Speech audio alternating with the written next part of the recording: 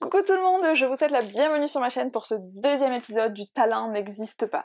Et ce machin grince très très fort, j'espère que ça s'entendra pas sur les trucs. Je sais pas si vous entendez. Bon bref, on s'en fout.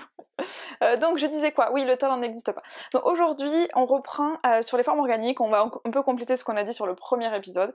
Pour ceux qui n'ont aucune idée de ce que je suis en train de dire, là, les formes organiques, tout ça, je vous vois derrière votre écran, vous êtes là.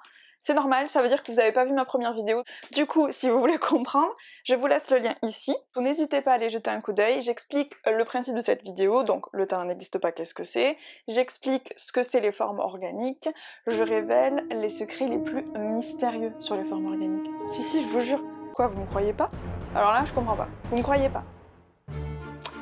Eh bien, si vous n'allez pas voir, vous ne saurez jamais. Voilà. C'est pas moi, c'est à vous de voir. Non, en vrai, si vous voulez comprendre ce qui va se passer sur cette vidéo, allez peut-être jeter un coup d'œil et revenez après si vous avez envie.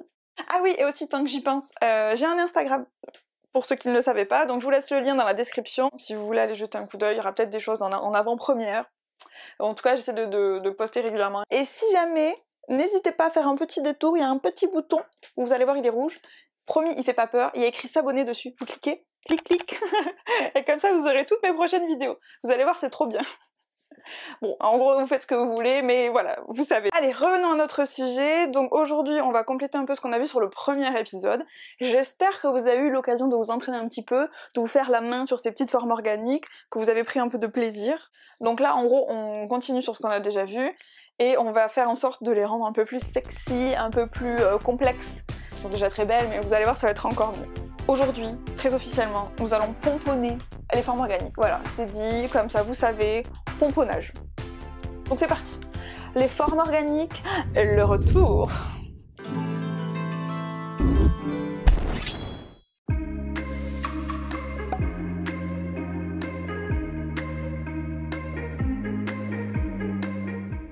Alors, premier point que je voulais aborder avec vous, donc c'est par rapport au placement de vos lignes de direction. Donc l'idée, c'est qu'on n'est pas forcément obligé de toutes les aligner les unes à côté des autres de façon ultra régulière. Donc vous vous demandez peut-être, mais pourquoi donc? En fait, tout simplement parce que si votre forme, elle est arrondie, ça aura tendance en fait à aplatir donc tout ce qui est motif, donc les lignes ça en fait partie, et aussi à resserrer les motifs sur les bords. Donc en gros, ça va aussi les faire paraître plus nombreux. Donc là, l'exemple que je vous montre, c'est avec du coup un motif de petits pois. Donc vous voyez que ceux que vous avez en face de vous, en fait ils vont être bien ronds, et plus on va se rapprocher des bords, plus ça va tourner, et plus les pois en fait vont s'aplatir et vont devenir des ellipses.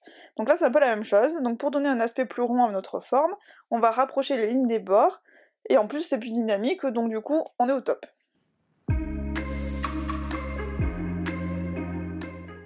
Donc deuxième point, je voulais vous faire une petite démonstration pour vous montrer comment la rondeur de vos lignes impacte vraiment le volume de votre forme.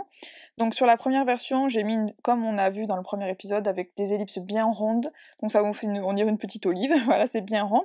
Et si vous voulez donner un aspect plus plat à votre forme, en gros, pareil, en même silhouette, en fait, il vous suffit de faire une ellipse beaucoup plus aplatie. Vous allez avoir une ligne très très droite et qui, juste sur les bords, va se courber, en fait. Et ça permet, voilà, de donner cet effet un peu plus caillou, très plat, vous savez, se faire les ricochets. Et ensuite, vous pouvez rajouter juste une petite ligne pour signifier la bordure, donc il sera arrondi, c'est pas quelque chose de très pointu, mais il n'empêche que là, une petite ligne, pour le coup, ça aidera. Vous voyez, dans la première version, on n'en a pas besoin. Dans la deuxième, vu qu'on a un volume un peu plus particulier, cette ligne-là, elle nous donne des indications sur ce volume, et on en a besoin.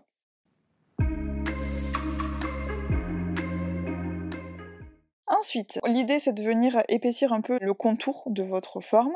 Pourquoi? C'est juste une histoire, encore une fois, de contraste et de lisibilité. Donc ça, vous allez voir, on en parlera beaucoup au fur et à mesure des épisodes, parce que c'est toujours un truc super important. Donc en gros, ça permet d'avoir une différence entre les lignes intérieures et les lignes extérieures, ça permet une lisibilité plus efficace. Et en plus, vu qu'il y a beaucoup plus de lignes intérieures, elles deviennent un peu moins présentes et ça facilite la lecture. En gros, on a un contour très simple et beaucoup plus voyant, et l'intérieur c'est plus complexe, mais ça reste plus léger, donc c'est pas trop d'informations pour votre cerveau. En gros, tout simplement, c'est juste ça. Donc voilà, donc n'hésitez pas à épaissir un petit peu ce contour, c'est toujours très agréable et très efficace.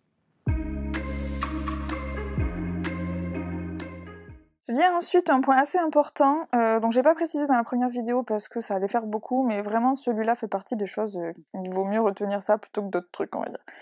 Donc ça peut arriver si vous avez une forme avec des cassures ou des zones vraiment très très différentes les unes des autres, d'avoir envie d'arrêter vos lignes en plein milieu. Surtout ne faites pas ça. Vous allez prendre pour une puriste du volume, mais l'idée c'est que je trouve vraiment ça tue le volume de s'arrêter en plein milieu, comme ça on dirait vraiment deux éléments totalement différents. Il n'y a plus du tout de fluidité. Donc juste faites en sorte qu'il n'y ait aucune ligne qui s'arrête en plein milieu. Même si le volume change justement en fait, c'est le fait que votre ligne change de direction tout d'un coup qui fait qu'on comprend le changement de volume. Donc si vous arrêtez dès qu'il y a un changement, votre ligne en plein milieu, on n'a plus cette information en fait. Donc vous tuez tout le but du truc. Donc surtout gardez en tête, une ligne ne s'arrête jamais en plein milieu. On ne tue pas la fluidité, on garde ces lignes jusqu'au bout de ce qu'on voit. En gros visuellement, il ne faut pas qu'il y ait une cassure comme ça en plein milieu. Je sais pas si vous vous souvenez, mais à la fin de la première vidéo, j'avais mentionné le fait qu'une fois que vous seriez entraîné avec des formes simples, vous pourriez complexifier un petit peu, et par exemple en twistant les lignes de direction. Bon, et bien c'est ça qu'on va voir aujourd'hui. Donc là aussi, c'est rien de très très compliqué. L'idée, c'est juste en fait de venir tordre un peu vos lignes de direction, parce que quand on commence, on a tendance à les faire un peu raides, un peu... voilà, elles vont tout droit et c'est tout. Ce qui est très bien, mais donc quand on veut complexifier un petit peu, on peut commencer à jouer avec ces lignes en fait. Donc en gros, on peut leur faire des courbes, des choses comme ça, et ça peut très vite nous donner des creux et des bosses quand on vient rajouter après les ellipses par-dessus, et en gros, ça complexifie la forme organique assez rapidement. Donc l'idée, c'est pas forcément d'avoir quelque chose d'ultra planifié et de se dire je sais la forme que je veux, donc je vais mettre cette ligne là comme ça. Vous pouvez, il n'y a pas de problème avec ça, mais vous pouvez aussi juste voir ce que ça donne. Juste en changeant les premières lignes que vous allez dessiner, ça va vous obliger à penser votre forme différemment au fur et à mesure et à vous adapter en fait. Et ne serait-ce que quand vous allez mettre vos ellipses, ça va vous donner de nouvelles possibilités, et du coup ça va vous faire de nouvelles variations, et c'est quand même plutôt pas mal.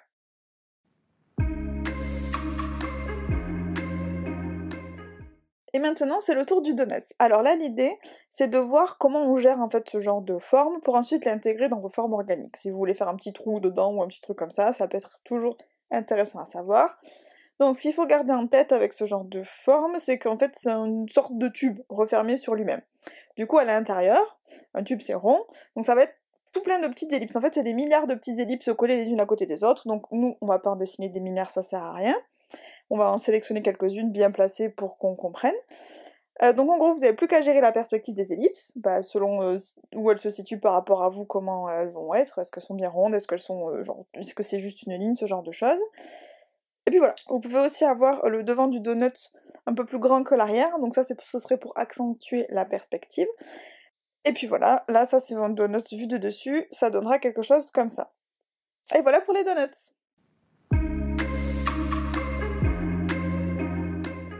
Et alors du coup, on va revenir sur une chose que vous avez vue dans le premier épisode quand je présentais en fait les formes organiques.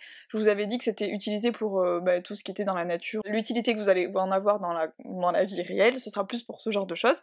Et donc l'exercice que je vous propose, si vous avez envie, évidemment, comme d'habitude, en vrai c'est de faire ce que j'ai fait moi. Donc vous prenez des fruits et des légumes, des vrais c'est mieux, si vous pouvez pas vous en prenez en photo.